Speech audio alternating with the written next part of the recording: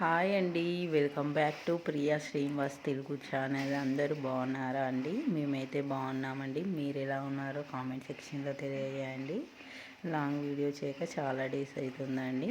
ఇదైతే వచ్చేసి ఈరోజు అయితే హనుమాన్ జయంతి కదా ఫ్రెండ్స్. ఇక్కడనైతే చెరువు కట్ట పైన హనుమాన్ టెంపుల్ అయితే ఉంటుందండి. తూప్రాన్ చెరువు కట్ట పైన ఇదైతే ఈరోజు చాలా బాగా పూజలు అయితే జరుగుతాయండి.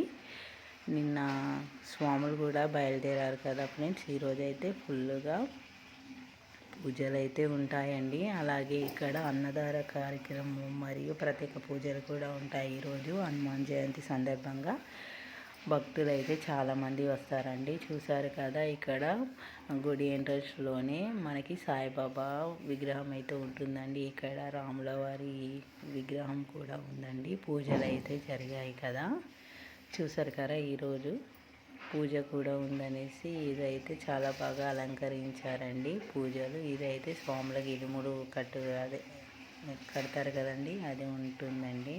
కొబ్బరికాయలు అయితే అక్కడ ఉన్నాయి. ఇక్కడ పంతులు గారు అయితే దేవుడిని అలంకరిస్తున్నారండి. ఇక్కడ పంతులు గారు అయితే ఇక్కడనే ఉంటారండి, గుళ్ళోనైతే. ఇక్కడ చూసారు కదా, జనాలు అయితే అందరూ వచ్చేసి దర్శనం అయితే చేసుకుంటున్నారండి. గుడి మాత్రం చాలా బాగుంటుందండి. ఇక్కడ నవగ్రహాలు అయితే ఉంటాయండి. ఈరోజు మనకి అన్నదాన కార్యక్రమం కూడా ఉంటుంది.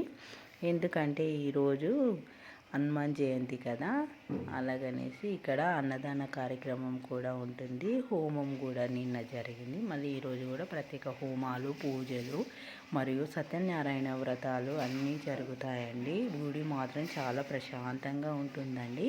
మన చెరువు పక్కనే ఉంటుంది.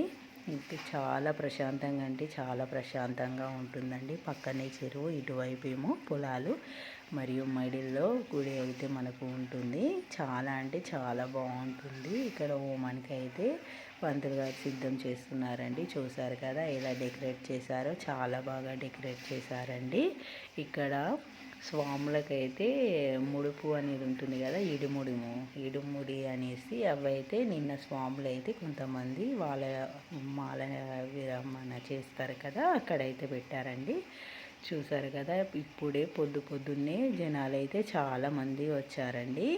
ఇంకా మనము ఇక్కడ అన్నదానము అనేసి అని అన్నాం కదండి. ఇక్కడ వంటలు అయితే అందరూ చేస్తున్నారండి. చూసారు కదా, ఇక్కడ వంటలు అయితే స్టార్ట్ చేశారు. మనకు మధ్యాహ్నం లోపు అన్నదాన కార్యక్రమం కూడా ఉంటుందండి.